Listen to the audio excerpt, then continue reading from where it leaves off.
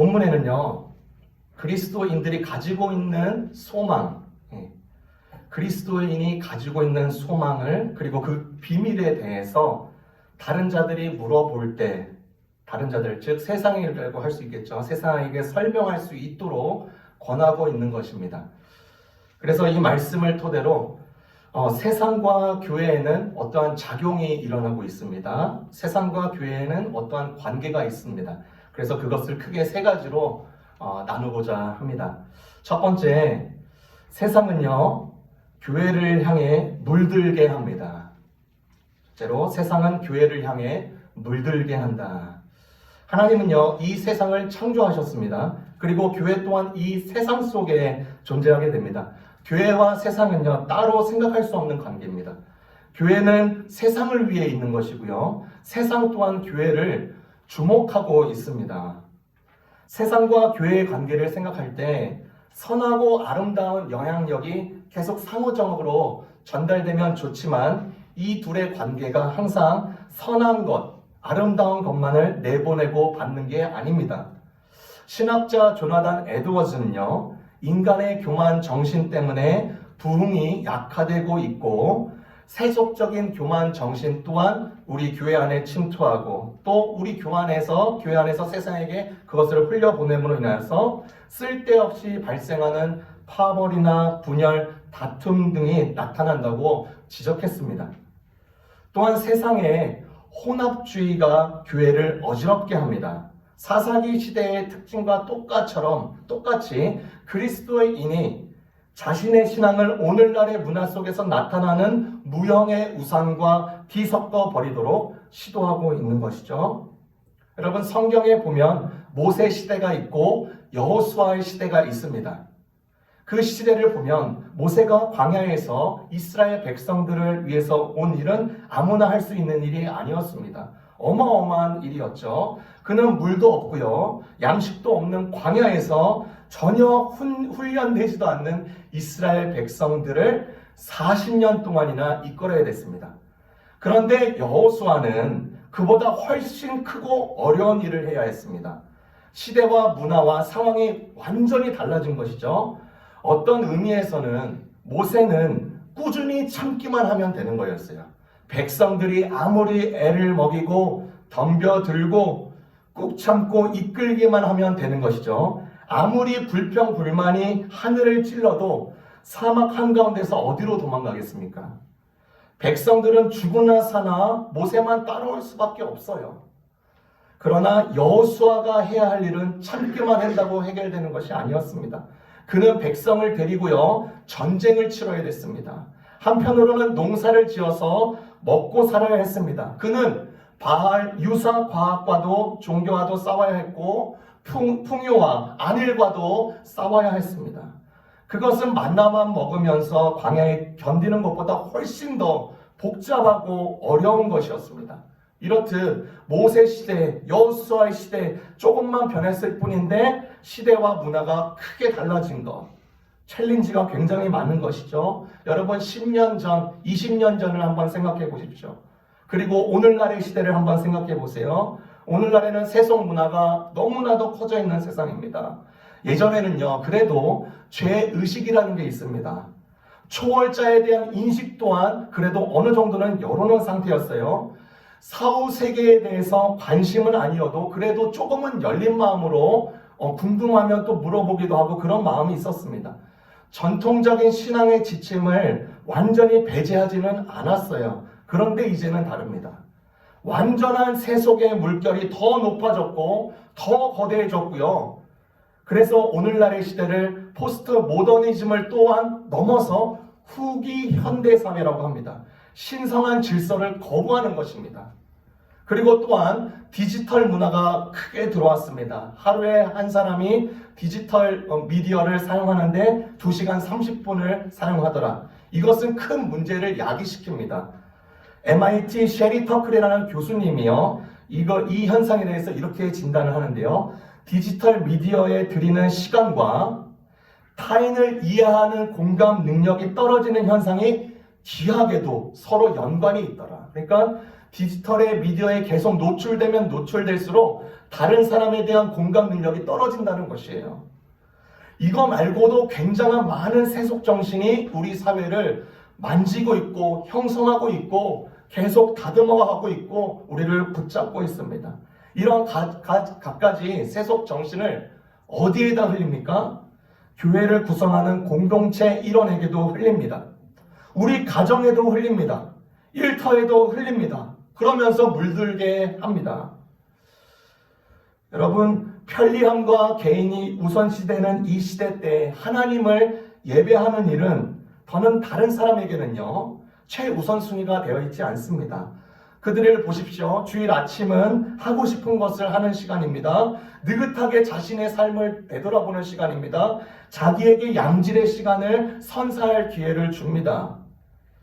저희가 신년 예배와 송구 영신 예배를 통합으로 드렸기 때문에 그날 1월 1일 날 주일 예배가 없었죠. 그래서 저도 주일날 아침에 집에 있게 됩니다.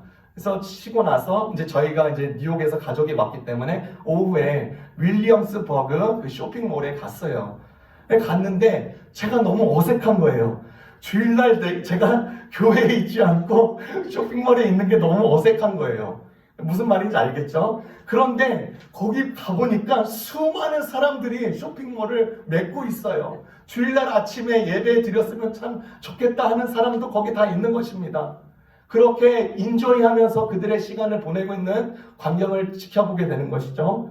여러분, 주일날 얼마나 선택지가 많습니까? 산책하러 갈 수 있어요. 오락하러 갑니다. 동물원, 박물관 방문합니다. 해변에 일광욕을 즐깁니다. 낚시하러 갑니다. 하이킹합니다. 예배는 더 이상 주일의 오전에 최고의 인기 활동이 아니라 그렇게 즐기는 것, 자기 자신을 위해서 쏟는 것이 더 자연스러워 보이는 현대 시대입니다. 그러나 여러분 여러분의 주위를 한번 보십시오. 여러분 좌우를 한번 보세요. 여러분은 지금 예배하고 있습니다. 저는 이 자체만으로도 놀랍습니다. 꽤나 매력적이고 괜찮은 선택지를 두고 도대체 왜 여기 왔습니까? 제가 전화해서 제가 눈두장 찍으려고 온 거 아니죠. 불편하고 피곤해 보이고 간섭받는 것처럼 보이기도 하는 이 시간에 예배보다 훨씬 더 좋은 옵션이 있는데도 왜 주일날 나와 하나님을 예배하는 것입니까? 참 놀라운 일입니다. 그렇죠? 여러분 생각해 보십시오. 참 놀라운 일입니다. 그 이유는 간단합니다. 우리는 보러 이곳에 옵니다. 시야에서 추함과 쓰레기를 벗겨내고 세상의 중심에서 하나님이 하시는 일을 보려고 옵니다. 우리는 들으러 옵니다. 공기를 오염시키는 분노와 탐욕의 소리를 귀에서 씻어내고 마음을 울리는 사랑과 제 용서와 실패에 대한 하나님의 자비와 우리를 피로를 채우시는 그 긍휼의 메시지를 들으려고 옵니다. 우리는 만나러 옵니다. 사회적인 가면과 가장과 방어적인 노름을 벗어버리고 환영과 용납하고 서로 기쁨을 인사 나누고 위로해주는 사람들을 만나고 인사하며 교제하러 옵니다. 우리는 말하러 옵니다. 아첨하거나 설득하거나 조종하는 말이 아니라 마음 가장 깊은 곳에서 우리가 어떤 모습이고 무엇을 느끼는지 또한 우리 죄를 정직하게 고백하는 말, 경건하게 하나님을 찬양하는 말을 하러 이곳에 오는 것입니다.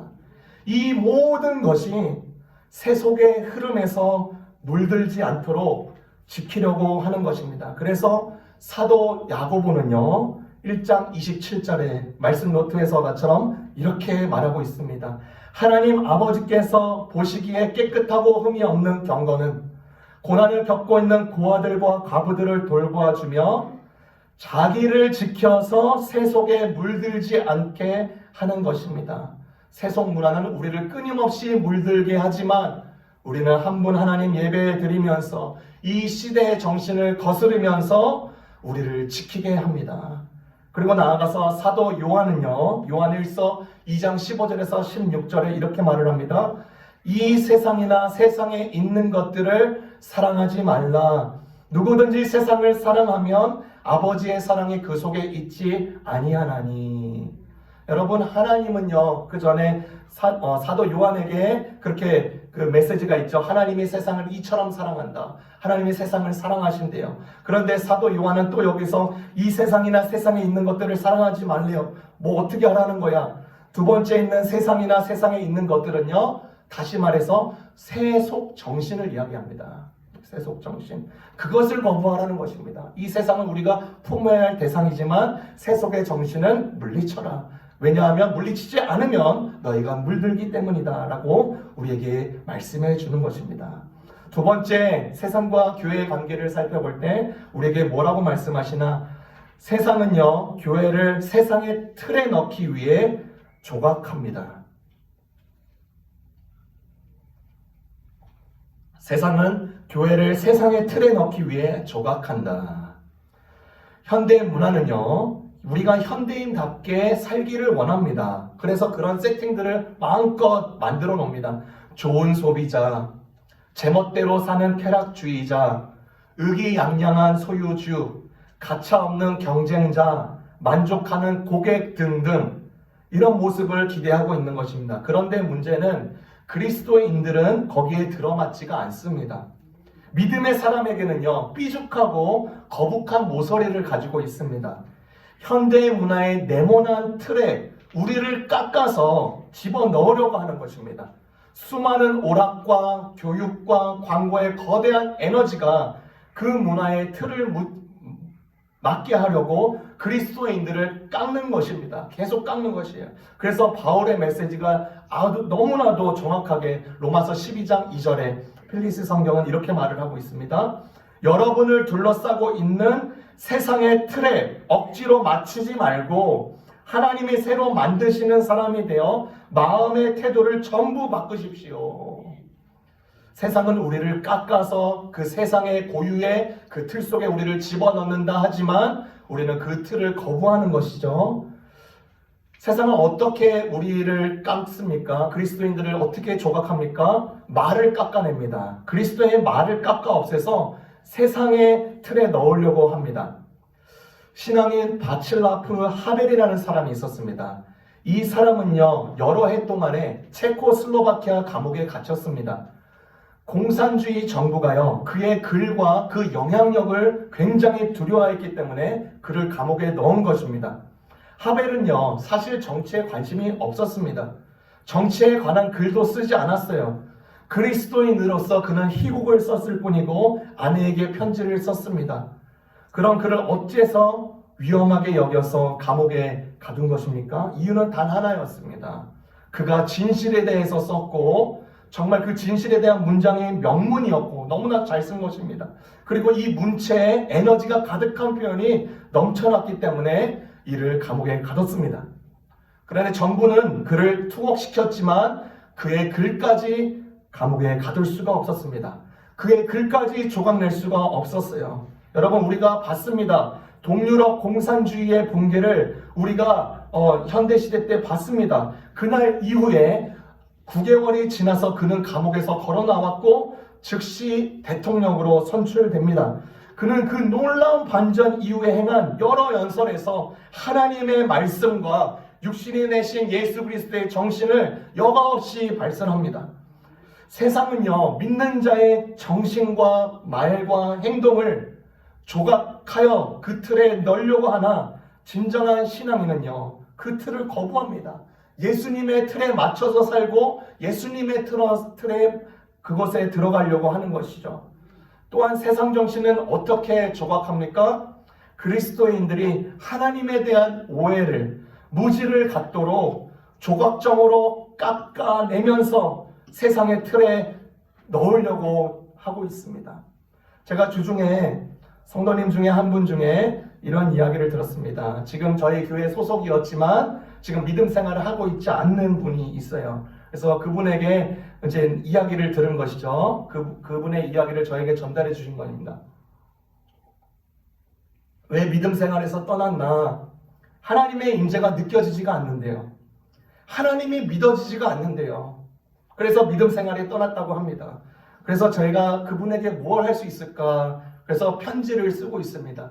그거에 대해서 어떠한 답변이 될 수 있도록. 물론 이게 논증이 돼봤자 논증으로 우리의 믿음을 건지는 것이 아니지만 그것을 통하여서라도 하나님이 터치한 바 되면 꼭 필요한 가정이겠다. 그래서 편지를 쓰고 있는데 그중 일부의 내용을 제가 읽어드리겠습니다. 제가 하나님이 저에게 많은 것들을 했지만 나에게 등 돌릴 때처럼 보일 때가 있었습니다. 고시원 생활을 서울에서 3개월 동안 했습니다. 그때는 유학의 길을 가기 위해서 그렇게 했던 것이죠. 정말 지독한 시간이었습니다.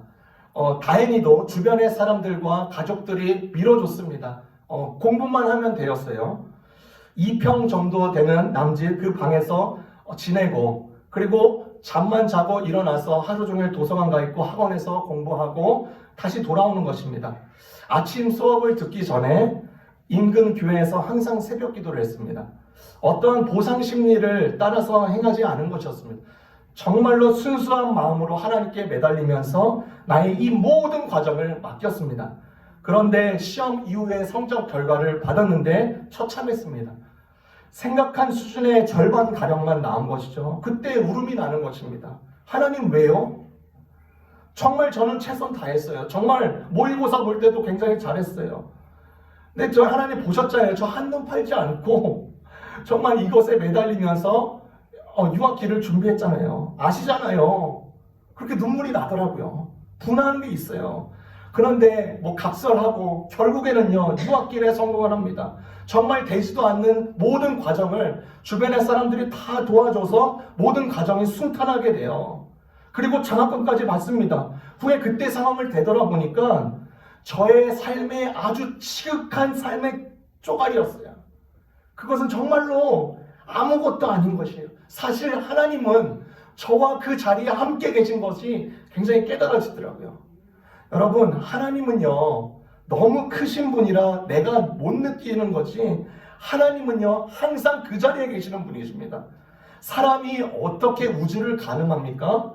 인간은 너무 작고 우주는 너무 크기 때문에 가늠을 못합니다. 가늠할 수가 없어요. 우주보다 크신 하나님, 공기보다 크신 하나님을 우리가 어떻게 느낍니까? 우리는 약하고 미련하기 때문에 못 느낍니다.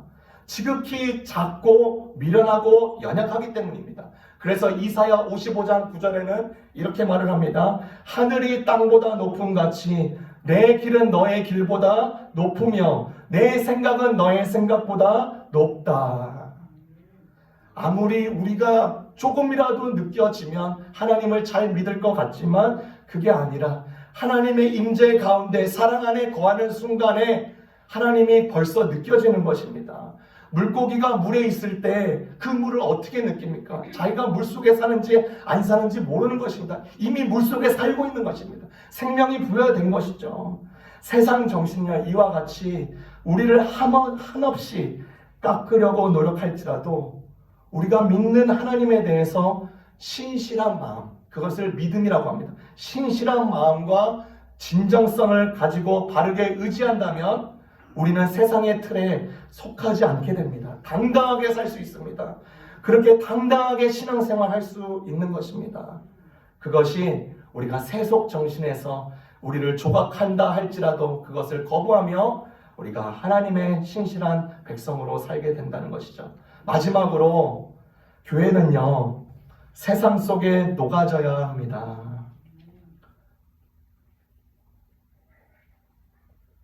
교회는 세상 속에 녹아져야 한다. 세상은요 교회가 붙잡는 하나님의 진리를 거부하고 비판하고 미워하고 깎아내고 물들게 하려고 합니다. 그러나 교회도 세상과 똑같은 방식으로 사용하는 것이 예수님의 가르침이 아닙니다. 마태복음 5장 16절에 우리에게 또한 교회 공동체에게 뭐라고 말씀하셨나? 너희는 세상의 소금이라고 말씀하셨습니다. 소금이 소금 노릇을 못하는 경우가 두 가지 경우가 있습니다. 미스 포지셔닝이 일어날 때, 그 다음에 losing essence. 그러니까 소금이 있어야 될 곳에 자리 위치가 제대로 안 되어 있을 때, 우리의 정체성과 우리의 본질을 잃어버릴 때 소금 노릇을 못하게 되는 것입니다. 여러분 예수님을 보십시오. 예수님이 제자들과 많은 시간을 보낼 때 제자들에게 자신의 죽음을 3차례 먼저 예고를 했습니다. 그랬더니 수제자였던 베드로가 그 이야기를 들으면서 얼마나 답답했는지요. 예수님의 멱살을 잡고 말을 합니다. 죽지 마십시오 라고 말을 하는 거죠. 꼭 마치 이런 뉘앙스로 말하는 거예요. 죽지 마라. 그러면 우리가 뭐가 되냐. 이런 심정으로 베드로는 예수님께 죽지 말라고 하시는 것입니다. 그러나 예수님은요, 그의 말을 거부하십니다. 녹아져 없어지는 삶을 결정합니다. 완벽한 소금의 삶을 살기로 결정한 것이에요. 그런데 그 소금이 녹아져서 없어진 것 같으나 그 실상을 보십시오. 예수님의 정신과 신앙은요, 오늘 2000년대 사는 우리에게도 여전히 현저하게 영향을 미치고 있습니다. 전 세계 몇 프로 되는 그리스도인들이 이 모든 따르는 신앙 정신과 예수를 따르는 자들이 세상의 소금의 역할을 감당하고 있고요. 계속 그렇게 해야 되는 것입니다. 그러므로 소금이 녹아지는 것에 대해서 우리가 우리의 가족에게, 우리의 이웃에게 녹아지는 것에 대해서 용기를 가져야 됩니다. 열심히 막 잘하려고 하는 게 아니에요. 그저 하면 되는 것입니다. 그저 하는 게 잘하는 거예요. 아, 내가 포지션, 내가 있어야 할 곳에 반드시 있어서 소금처럼 녹아듯이 이 사람의 부패를 방지하고 살 수 있도록 도와주고 그리스도의 정체성을 드러내주고 열심히 하려고 하는 게 아닙니다. 그냥 하는 것입니다. 그냥 용기를 가지고 하는 것이에요. 그래서 데이비드 그리피스라는 사람이 힘과 용기의 차이라는 글을 썼는데요. 저는 이 글을 보면서 소금의 삶이 이렇게 생각이 났습니다. 이 소금이 용기와도 마찬가지다. 좀 어떤 연관이 있는 것 같았어요. 제가 읽어드리겠습니다. 힘과 용기의 차이. 강해지기 위해서는 힘이 필요하고 부드러워지기 위해서는 용기가 필요하다. 자신을 방어하기 위해서는 힘이, 방어 자세를 버리기 위해서는 용기가, 이기기 위해서는 힘이, 져주기 위해서는 용기가, 확신을 갖기 위해서는 힘이, 의문을 갖기 위해서는 용기가 필요하다. 조화를 이루기 위해서는 힘이 필요하고 전체의 뜻을 따르지 않기 위해서는 용기가 필요하다. 다른 사람의 고통을 느끼기에는 힘이 필요하지만 자신의 고통과 마주하기 위해서는 용기가 필요하다. 자신의 감정을 숨기기 위해서는 힘이 필요하고 그것을 표현하기 위해서는 용기가 필요하다. 학대를 견디기 위해서는 힘이 필요하고 그것을 중단시키기 위해서는 용기가 필요하다. 홀로 서기 위해서는 힘이 필요하고 누군가에게 기대기 위해서는 용기가 필요하다. 사랑하기 위해서는 힘이 필요하고 사랑받기 위해서는 용기가 필요하다. 마지막입니다. 생존하기 위해서는 힘이 필요하지만 삶을 살기 위해서는 용기가 필요하다. 여러분, 세상에 대하여 우리의 믿는 신앙을 누군가에게 전달하고 설명해 주어야 될 때 온유한 마음으로, 두려운 마음으로 설명하는 그런 지체들 되길 바랍니다. 세상은 우리를 물들게 할지라도, 세상을 우리를 깎아서 세상의 틀에 계속 가두려고 하나 우리는 주님의 가르침에 굳게 서서 세상으로부터 구별하고 또한 세상을 섬기는 귀한 공동체 저와 여러분 되시기를 주님의 이름으로 축원합니다. 기도하겠습니다. 사랑의 주님, 참 감사합니다.